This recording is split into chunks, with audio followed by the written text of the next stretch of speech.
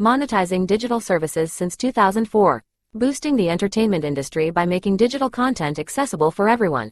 AWG, where innovation meets monetization. LinkedIn presents. Welcome to the Human Capital Innovations Podcast. We're your source for personal, professional, and organizational growth and development, where we share original research, explore industry trends, and interview executives and thought leaders from across the globe. We hope you join us often for practitioner-oriented content around all things related to leadership, HR, talent management, organizational development, and change management. Maximize your personal and organizational potential with Human Capital Innovations Podcast.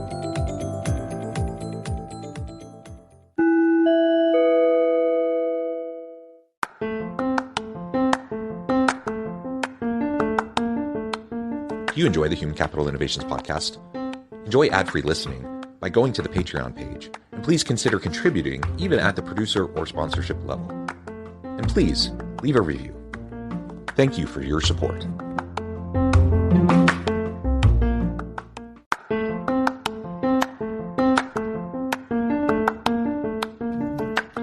Welcome to the Human Capital Innovations Podcast. In this HCI Podcast episode, I talk with Joshua Motta about curating a healthy organizational culture.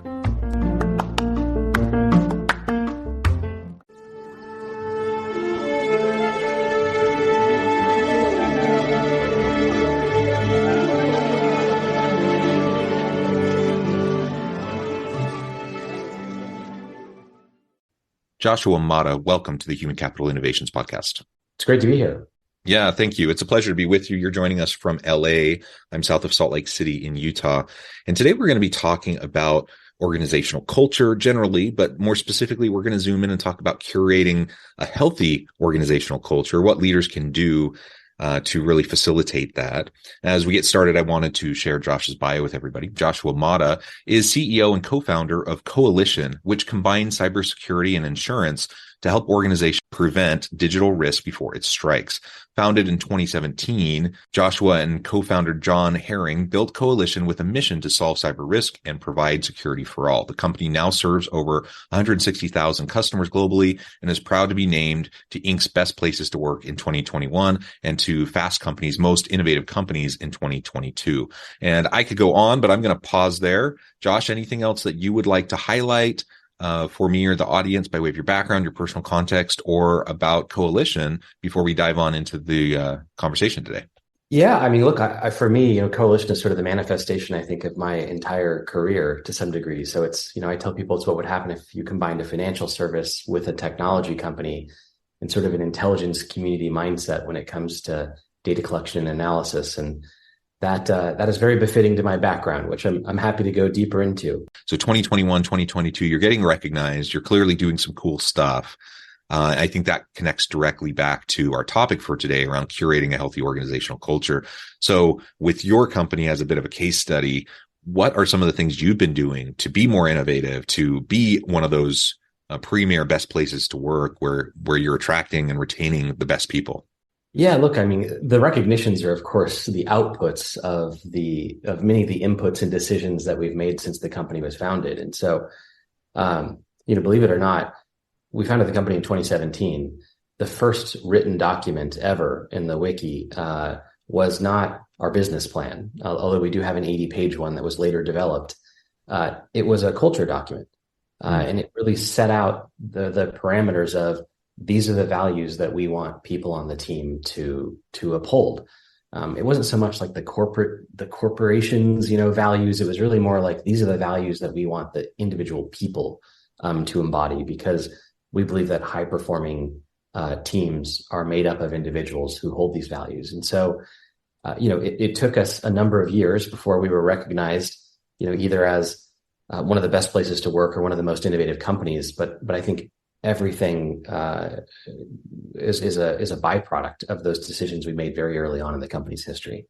Yeah. And what were some of those cultural elements that you highlighted in that very first document?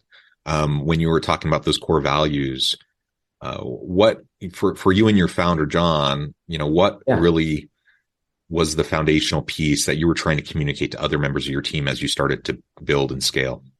Yeah, I mean, we wanted to let people know that we were going to be deliberate about it, for one. So I think in the culture document, we wrote, like, we are building a culture, an identity, an ethos, a belief system, if you will, and a collective passion and purpose for all that we do. And we literally laid out that this is exactly how we intend to build the organization. Some of those, were character. Like, that was a value that that was important to us. Like, that we sweep the sheds, right? We're never too big to do the small things that need to be done. We can balance pride with humility, absolute pride in the performance of the company, which is, I think, one of the reasons why you saw years later the recognition, but total humility before the magnitude of the task ahead of us. Humility was another one. Like, we're not afraid to ask questions. Like, we wanted to build a culture of asking and re-asking fundamental questions, which we thought would cut away, unhelpful beliefs that would give us sort of clarity of execution, and really, like, the humility to ask a simple question, which is, can we do this better? Which is something that, when you do daily for years, it's magical what happens. Another important one, was purpose. We always felt that the more we have to play for, the better we play. And, we were clear that we're all here to build something we believe in, to make a company that will last. There was sort of a bit of an adage that we wrote down. I think it was, the person with a narrow vision sees a narrow horizon, and the person with a wide vision sees a wide horizon. That's what we wanted to do, right? Martin Luther King didn't give he gave the "I have a dream" speech, not the "I have a plan" speech. And so, that mission of solving cyber risk, of security for all, it's a big mission, right? But every day we go to work, every meeting that bores us, everything we do just for money or obligation, all the time we kill, like, we're literally giving our lives for it. And so it needs to be worthwhile. Like, that was a big, important one. So those are just a handful. There's probably 6 in total, that we laid out. And at the end of the day, look, culture isn't what you write in a document, it's what you practice. And so we also tried to incorporate various rituals, if you will, into our just day-to-day activities that sort of reinforced these values, right? And recognized people who demonstrated them. Yeah, and that point is really, really important. So absolutely signaling to your people from the inception that you're going to be deliberate about this. That's awesome. I mean, that's something, regardless of whether, 6 years later, you look back and you're like, oh, I still agree with everything we put down there, whether you do or not. The fact that you did it, and you did it in a deliberate way, in a purpose-driven way, signals a lot to people that it matters. And then you're working to actually integrate it in to various aspects of the business. So you just mentioned, performance management and goals and expectations and how people are going to be evaluated, that kind of stuff. That's really important. And in so many organizations, they have all these espoused values that look great on paper on the website. When it comes down to where the rubber meets the road and how people are going to be compensated or given bonuses and the way the structures are set up, it undermines those very values. Of course, you're going to see conflict there. You're going to see, at a minimum, you're going to see some rub and some discord, but it can actually really drastically undermine the type of culture you're going for and give you something totally different. And so what you're describing, I think, is great. You're laying the foundation, you're being deliberate, you're having the conversations, you're integrating it into the various aspects of the business. So it's not a name only, but it's truly like you're walking the walk. All of that's wonderful. And as I was framing up the beginning of the episode, in the introduction, I talked about curating a healthy organizational culture. Some of that comes back to what you were just saying. I'm curious, though, that word curate, that's something I really like that term in a way of kind of framing this up. What were some of those different elements that you're trying to curate and bring together and provide for your teams as you're trying to create that psychologically safe culture, that healthy organizational culture where everyone can, bring their whole authentic self to the workplace, where they can, everyone feels needed, wanted, valued, with an opportunity to contribute in meaningful ways, where all of those sorts of healthy things are happening? Yeah.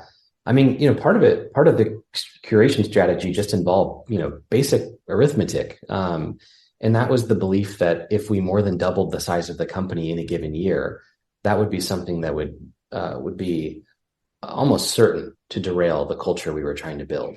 And why? Because, over half of the team would have been with us for less than a year.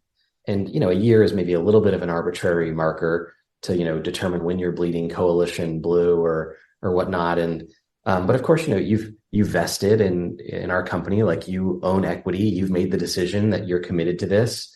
And we always wanted sort of that group to be the dominant group in the company. So just not growing faster than that, like putting arbitrary brakes on things to some degree was important in that curation strategy.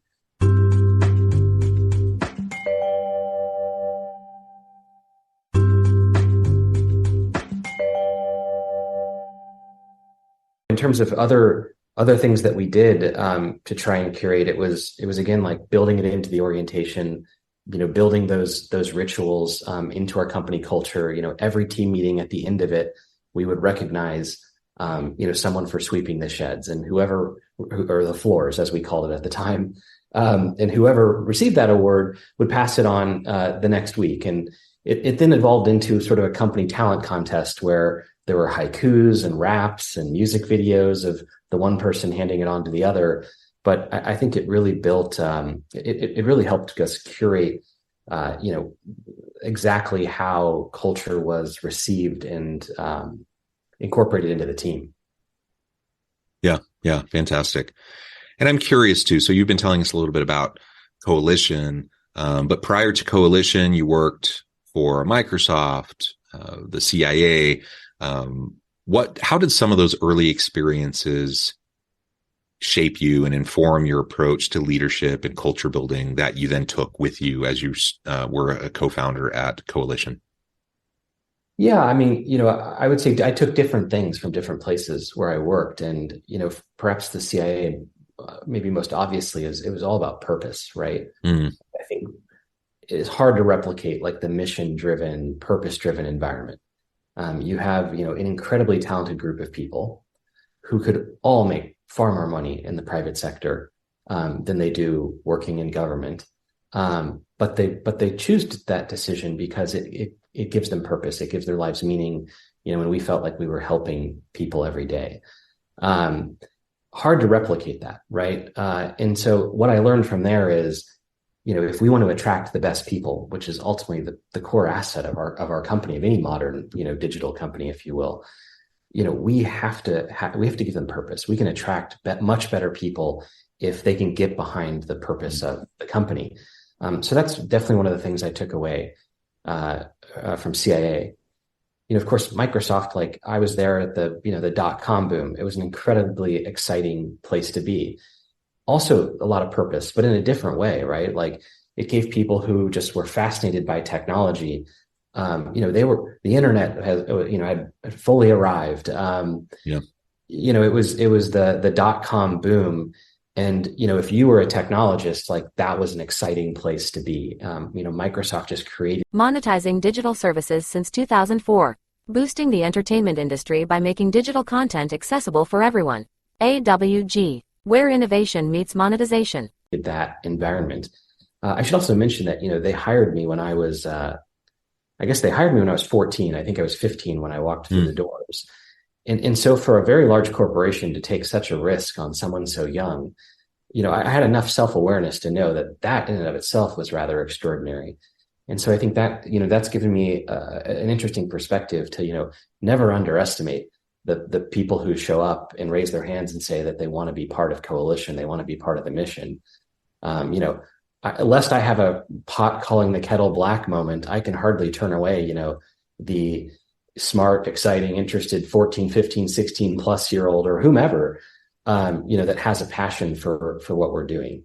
So, that entrepreneurial spirit, that's something that, Microsoft was great at attracting. That's something that I think we've tried to attract. So there's a lot of entrepreneurs that are within Coalition. Well, that's interesting.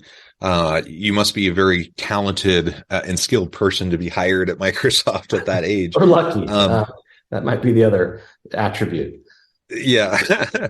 Well, so it's interesting though, because how many organizations really just arbitrarily cut off huge segments of the potential labor market, people that could work for them and add value to the organization, And in your case, it's because you were really young. But Yeah. in some cases it's age on the young side. Sometimes it's age on the older side. Now, of course, there are laws against age discrimination, but we know it happens all the time, especially in certain sectors. And so organizations, come up with other reasons, but age is often a driving factor, in many organizations. And so we have all these arbitrary things, and these biases that shape the way. That's right. Yeah, the biases that shape the way we view someone's ability to contribute.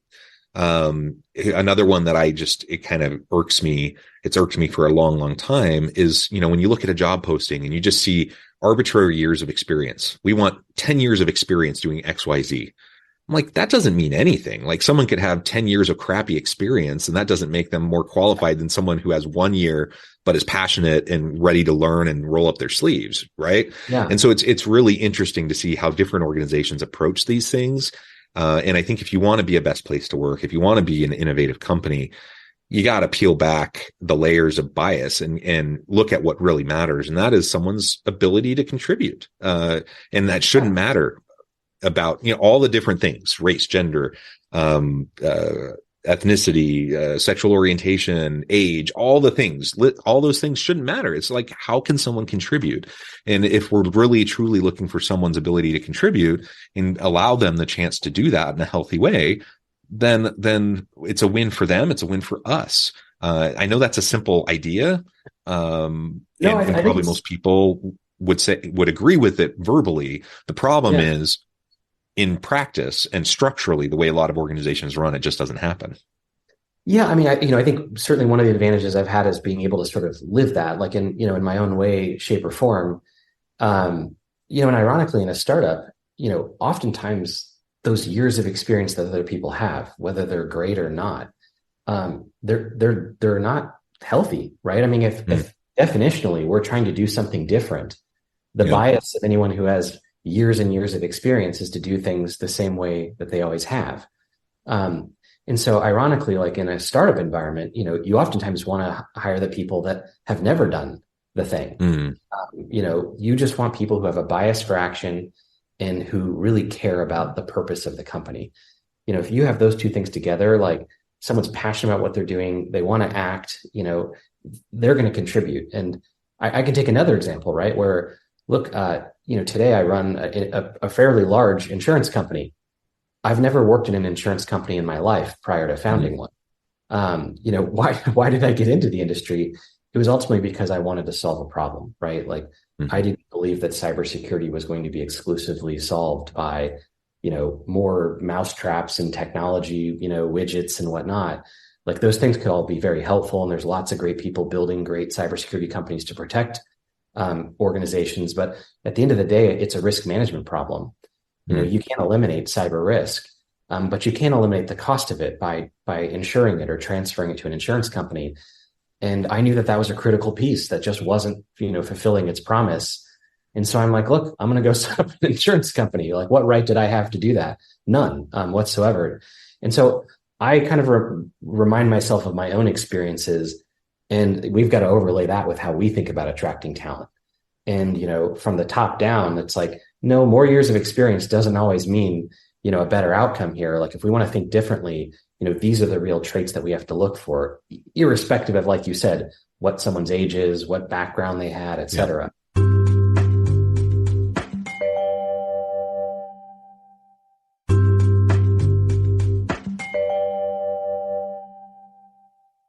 Another interesting thing, I know at Coalition, this is something you dealt with, and I suspect you have ideas about this more generally too.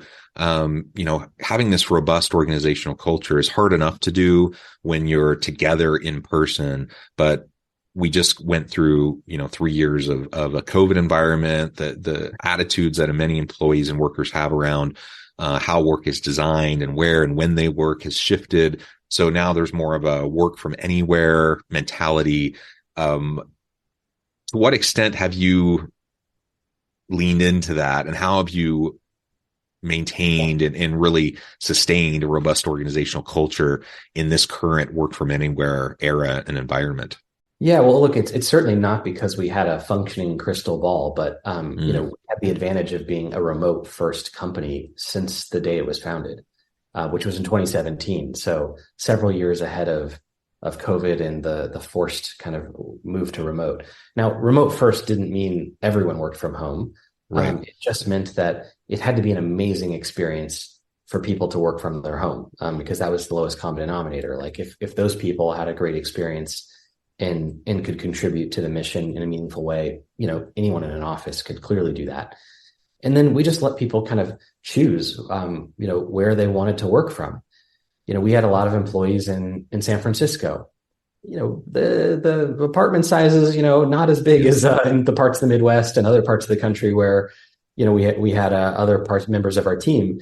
And so some of those people wanted to come into an office, right, to just be able to get out and escape, the home life or whatnot. So we've always maintained a number of offices. We've always let people even who work in an area where we don't have an office, go into a WeWork or something like that. Mm-hmm. But the vast majority of our employees, including present company here today from my home in Los Angeles, we work remotely. And so we had the advantage of building in the infrastructure, the operational processes, the culture, the battle rhythm, if you will, of coordinating across, geographies, including international geographies from very early on. So when COVID happened, it wasn't really a change of pace in terms of how the company, changed its operations. And we've stayed that way to this very day. And it's something that's allowed us to just attract talent that we otherwise wouldn't have been able to attract. The best people in the world are not all in the same geographic location. It turns out, surprise, surprise.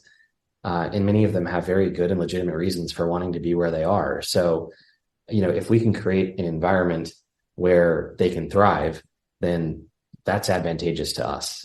So, we've been committed to sort of a remote work culture from the beginning, and it's again helped with that talent attraction. The most people, again, are the most important part of our business.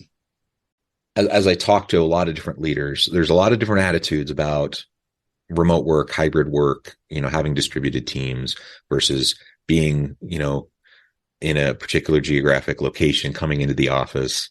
And there's, currently there's a lot of people pushing for more and more people to come back to the office. There's a lot of articles out there about the importance of being in person. There's articles, and there's lots of work and industry reports about organizational culture and how it's strained and how it doesn't work as well when you're remote and distributed. And I look at all of that, and I'm an organizational development, change management, leadership guy. That's my area of research and what I teach and what I consult on. And so I look at these arguments and I'm like, yeah, I mean, on one aspect, there's some truth there. Not all experiences are created equal, though, and you can have amazing distributed remote teams that have an amazing culture, and you can have face-to-face teams that have a terrible culture. So it's not there. I don't think there's necessarily anything magical about being together in person. It can make it easier to create and sustain a culture when you're doing it purposefully and mindfully. When you're in person and you have more organic opportunities to interact with people, it can happen easier, but it doesn't mean it happens automatically, and it doesn't always happen better. And so it's interesting to hear you talk about how Coalition has gone about doing this, how you've always been a remote first company, how you've always made sure that you've put those who are working remotely, as top priority in terms of employee experience. And I think those types of things really matter. I'm also wondering if there's been specific leadership strategies that you and your co-founder and others on your executive team have used to try to implement and support this sort of a culture, especially when you're in a more remote first kind of an environment. Yeah, I mean, I guess I would say, to what you said, it's like there are many paths to nirvana, right? Is the way I think about it. I don't think it's relevant or even logical to think that there's like one way in which every organization should do things. So, I think the debate over in office or or remote is just distracting and a bit irrelevant. This for us, it kind of goes back to a cultural value that we have. Again, one of those 6, which is authenticity, right? Like in 2 words, it's know thyself. That is inscribed on the inner chamber of the Luxor temple, and it's equally been inscribed in our culture. And that's that, like, look, we refuse to be distracted by the clamor of whatever other people are doing around us. We refuse to be trapped by dogma of it has to be done this way and only this way. We have the courage to follow our heart and intuition. And so, there are segments of coalition of our team that do come to the office every day, right? Where that's advantageous to them. That's advantageous to the business. And, we're not dogmatic about it as a company. We just want to optimize the intersection between the employee work experience and obviously the business and the mission achievement, because ultimately the success of our business is highly levered and attached to the success of our mission. And so that's we're trying to find that like efficient frontier, if you will.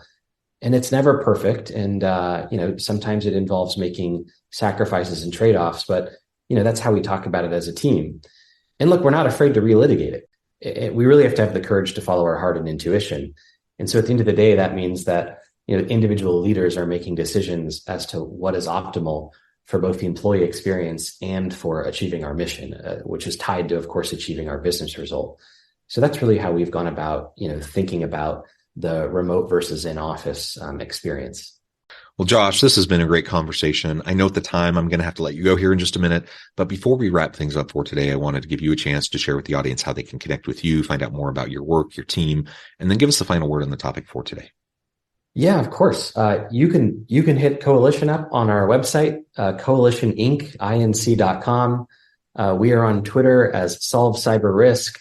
You can hit me personally. I'm just at Joshua Motta on Twitter, or Joshua at coalitioninc.com. In terms of final sort of word, for when it comes to company building, we think there's 3 ingredients. It's easier than baking a cake. It's a good idea or ideas, and you got to keep coming up with them. It's capital and it's people.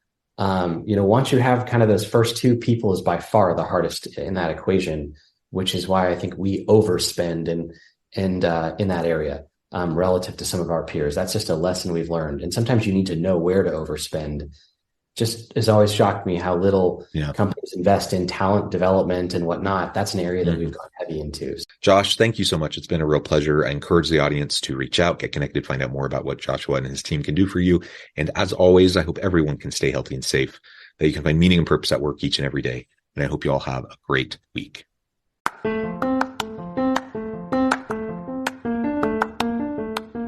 You enjoy the Human Capital Innovations podcast? Enjoy ad-free listening by going to the Patreon page, and please consider contributing even at the producer or sponsorship level. And please leave a review. Thank you for your support.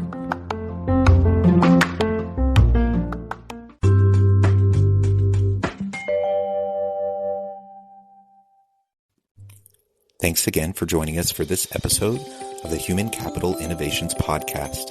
I hope you stay healthy and safe and that you have a great week.